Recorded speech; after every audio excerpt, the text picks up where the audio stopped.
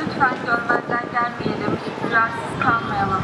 Yasmin Elif'in yaşayabilmesi için siz abilerine, ablalarına ihtiyacı var. Hepinizin merhametine sığınıyoruz. Çok değil, az paralarınızı istiyorum. Yasmin Elif 8 aylık SMA kas hastası. Sizlerin destekleri sayesinde Dubai'deki gen tedavisine ulaşırsa oradan tetiklerden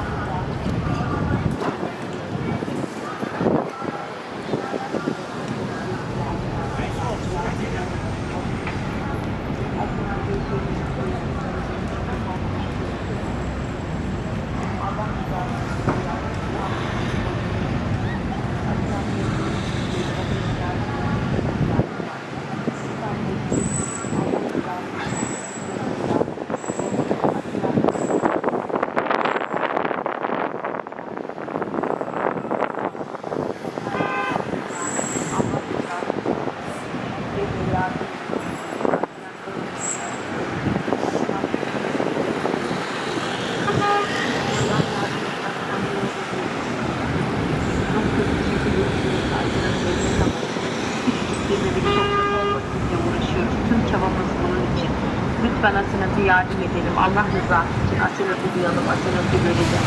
Asenat yaşayabilsin diye sizlerin desteklerinize ihtiyacı var. Küçücük bir bebek sizlere ellerini uzattı. Lütfen bu işi devirmeyin. Allah rızası için cebimizden 5 TL, 10 TL istiyoruz. Lütfen Bosphorus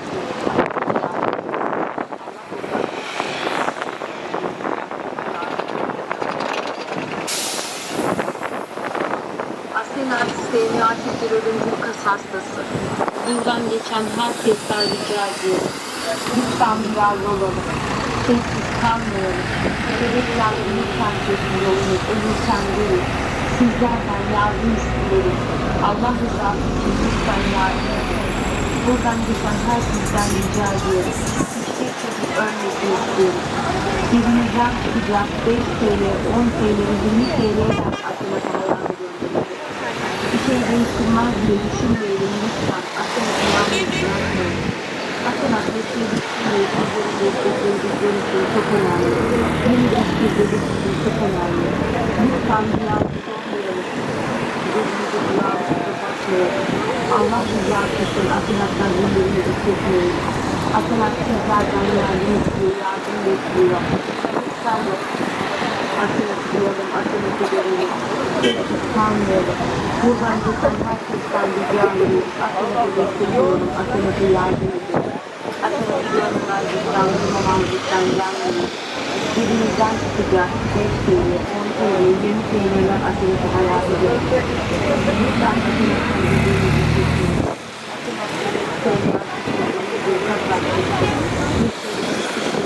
desteklerinize ihtiyacı var.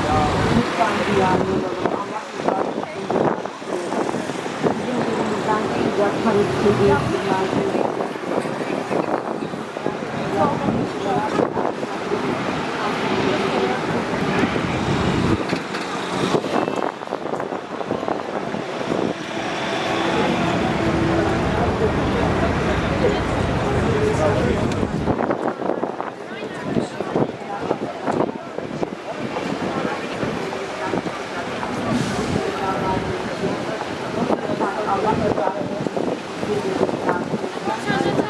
Lütfen boş geçmeyin.